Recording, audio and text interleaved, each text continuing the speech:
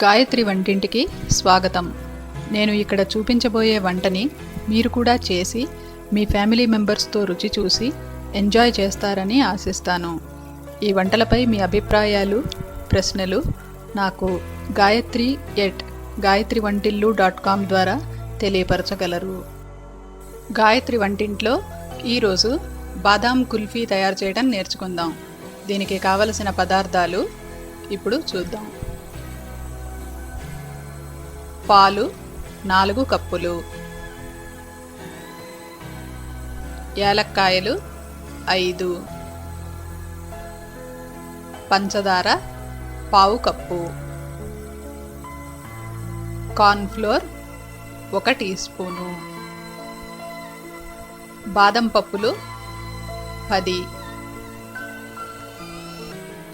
Bread slice 1 పెద్దది. ఈ కుల్ఫీ తయారు చేసుకునే ముందు చేసుకోబోయే ప్రిపరేషన్స్ ఏమిటో చూద్దాం. ముందుగా యాలక్కాయల్ని తీసుకుని వాటి పై పెచ్చులు తీసేసి వాటిని రోట్లో వేసి మెత్తగా పౌడర్ చేసుకుని పక్కన పెట్టుకోండి. అలాగే బాదం పప్పుల్ని తీసుకుని సన్నగా స్లైసెస్ చేసుకుని ఒక ప్లేట్లో పెట్టుకుని పక్కన ఉంచుకోండి.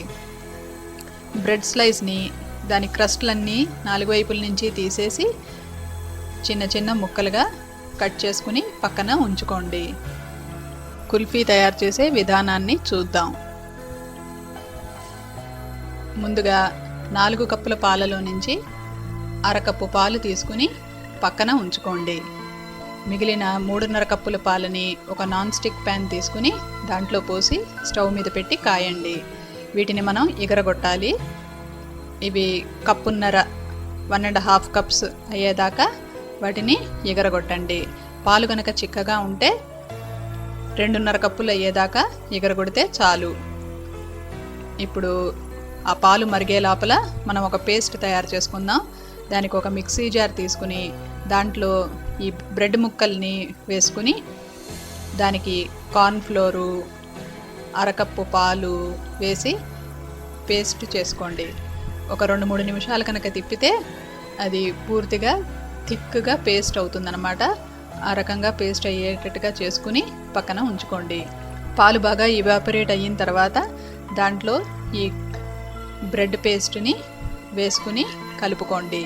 ఇది వేయంగానే మాత్రం తిప్పుతూ ఉండండి, ఎందుకంటే లేకపోతే అడుగంటుతుందన్నమాట. ఇప్పుడు మనకి ఇక్కడ చూస్తున్నారు కదా, ఇది చిక్కబడుతోంది. దీంట్లో ఇప్పుడు పంచదార వేసుకుందాం. పంచదార వేయంగానే నీరు చేరుతుంది, కొద్దిగా పల్చన పడుతుంది.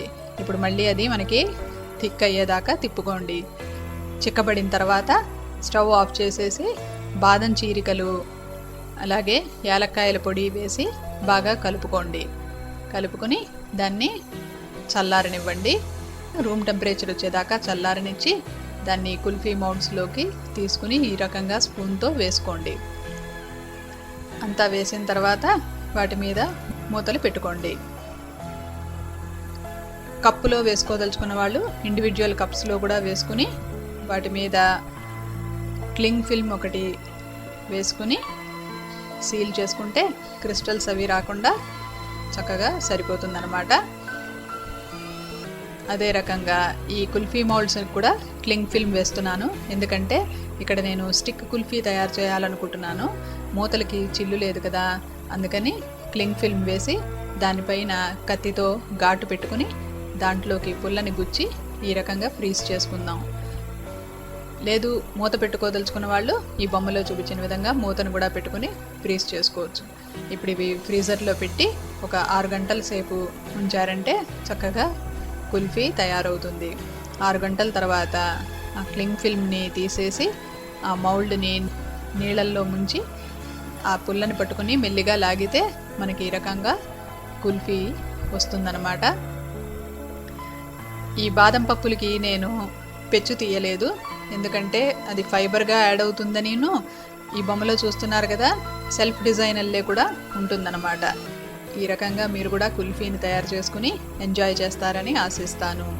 ఇలాంటి మరెన్నో వంటలని మీరు నా వెబ్సైట్ gayatrivantillu.comలో చూడొచ్చు.